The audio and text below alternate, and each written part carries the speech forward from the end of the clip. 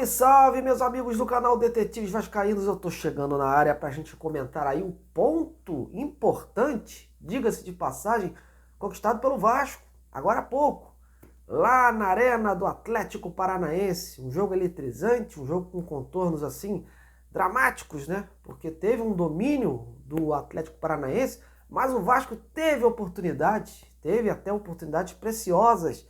Quem não gritou, né? Gol naquele chute do Praxedes nos últimos minutos do jogo. Pois é, o Vasco teve chance, mas óbvio, o Atlético Paranaense comandou as ações e a gente está aqui para a gente comentar aí esse ponto precioso, esse ponto estratégico, né?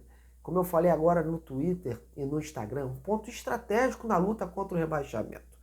Porque o Ramon Dias armou essa equipe para empatar. Foi visível isso. Colocou de última hora 3 zagueiros, né?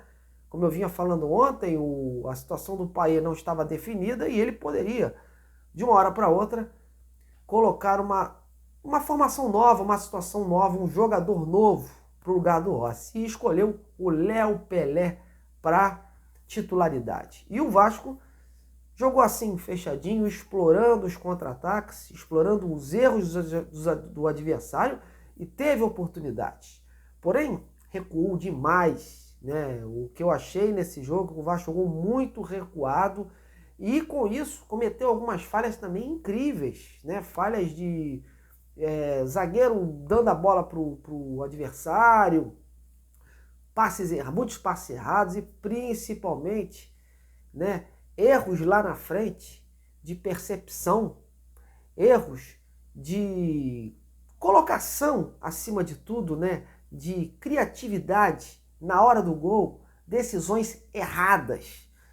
O Verratti foi um grande jogador lá na frente, foi um jogador que dominou, né, que teve mais perigo a gol, só que teve muitas decisões erradas por conta do Peck, do Paulinho e do jogador Marlon, dos jogadores que tiveram as oportunidades, né, criando lá na frente, e com isso o Vasco conseguiu esse empate. Mas o empate que estava na conta, era um empate aí que estava no roteiro do Vasco, porque o time chega aos 42 pontos e agora, desses 3 jogos que faltam, 2 vão ser em São Januário.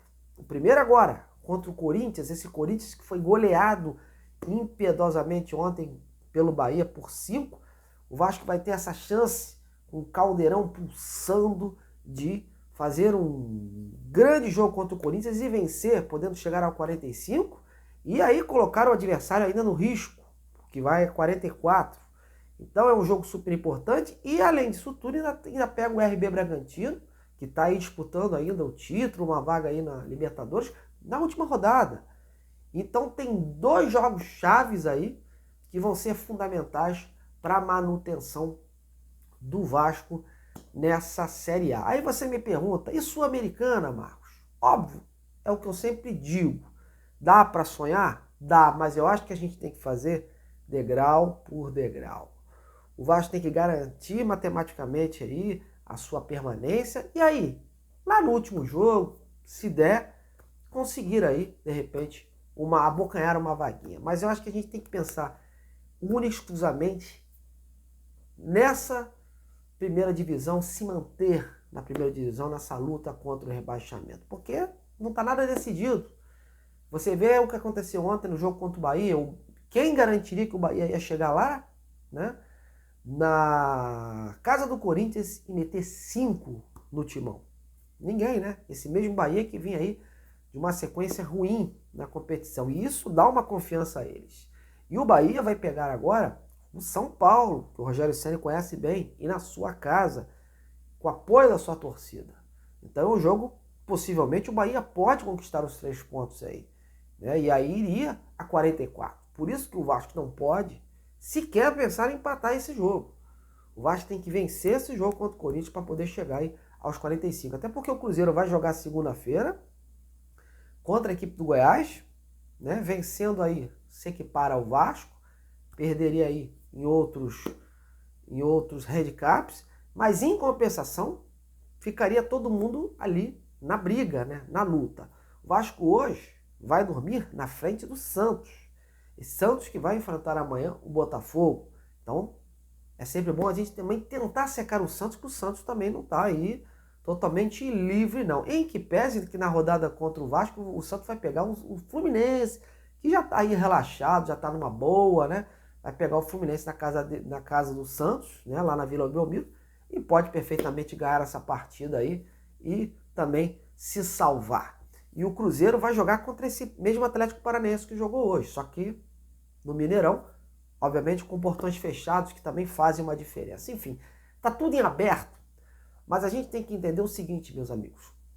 Sem pessimismo nenhum, o Vasco respira, o Vasco está 6 jogos invicto, está tendo um desempenho em termos de rendimento importante, eu digo de competitividade. O Vasco está competindo. O Vasco jogou mal hoje? Jogou, na minha visão, o Vasco jogou mal como vem jogando.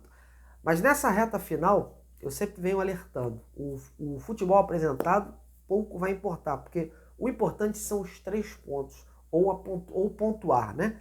Porque não adianta dar um show, dar um espetáculo no final o adversário ir lá e fazer um gol, ou de repente conseguir aí segurar um resultado. Então o Vasco tem que conseguir vencer essa partida, como aconteceu contra o América Mineiro. No apagar das luzes conseguiu aquela vitória crucial. É óbvio que ganhar e jogando bem dá uma segurança, dá um conforto maior.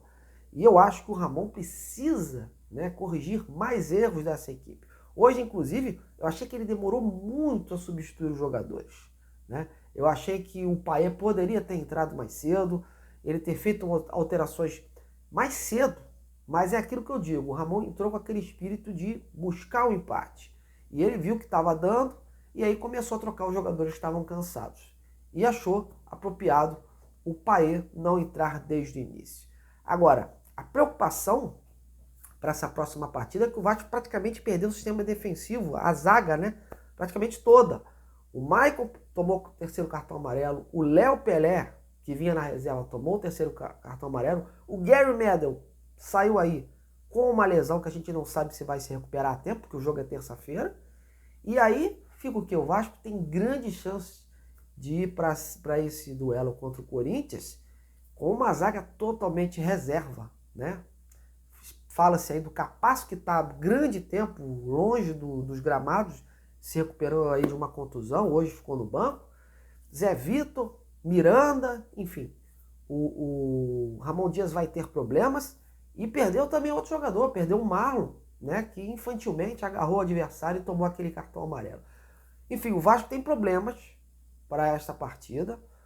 E além disso tudo, o Vasco tem que quebrar esse tabu contra o Corinthians, né? Porque nos últimos anos aí vem apresentando uma certa deficiência, uma certa dificuldade para vencer o Corinthians. Então, o Vasco tem esse jogo que tem que ser tratado como uma decisão de Copa do Mundo. Um jogo super importante. Primeiro porque é um jogo em casa. Segundo que contra um adversário direto também, porque o Corinthians não está salvo. E terceiro que nessa hora, perder em casa ou perder pontos em casa, aí é retroceder e dar gás para os adversários que estão abaixo do Vasco. Meus amigos, olha, mas foi sufoco hoje, foi sufoco, mas deu para o Vasco. O Vasco poderia ter conseguido, né? Foi sufoco por quê? Porque o Atlético Paranaense comandou as ações ali, porque o Vasco recuou. Só que, graças a Deus, o Vasco conseguiu aí a manutenção do placar e se ganhasse, né, poderia não ser nenhuma surpresa, porque teve oportunidade. Você sabe que futebol é assim, às vezes um time bate, o outro vai lá e acaba fazendo o gol da vitória. Mas é isso, meus amigos, semana importante aí, terça-feira, todo mundo aí concentrado para essa decisão contra o Corinthians, secador ligado aí também contra o Bahia, secador ligado contra o Santos, secador ligado contra o Cruzeiro, e é isso. Agora é isso até o final. Beleza? Mas é isso aí, eu gostaria de ouvir vocês. Quais as suas expectativas para esse duelo contra o Corinthians? Essa preocupação do sistema defensivo, quem o Ramon poderia colocar? E se você considerou esse ponto importante aí nessa luta contra o rebaixamento. Bom, galera, eu tô indo, já tá tarde, hoje é sábado e amanhã a gente tá de volta. Um grande abraço, até a próxima.